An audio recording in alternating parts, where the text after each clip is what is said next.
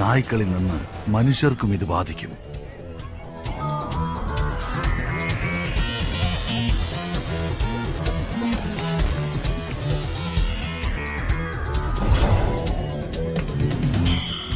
മുൻപെല്ലാം സയന്റിസ്റ്റുകൾ രോഗത്തിന് മരുന്നാണ് കണ്ടുപിടിച്ചിരുന്നത്.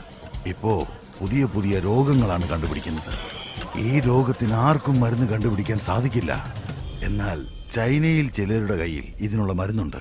1600 വർഷങ്ങൾക്ക് മുൻപ് ബോധിധർമ്മൻ എഴുതിയ ഔഷധക്കുറിപ്പാണത്.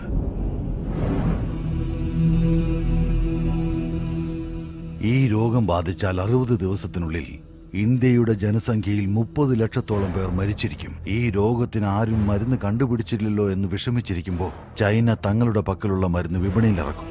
ആ മരുന്നിനു വേണ്ടി ചൈന തയ്യാറാക്കുന്ന ഏത് നിബന്ധനകൾക്കും ഇന്ത്യ വഴങ്ങിക്കൊടുക്കേണ്ടി വരും. അതിനുവേണ്ടിയാണ് ഈ ബയോവാർ.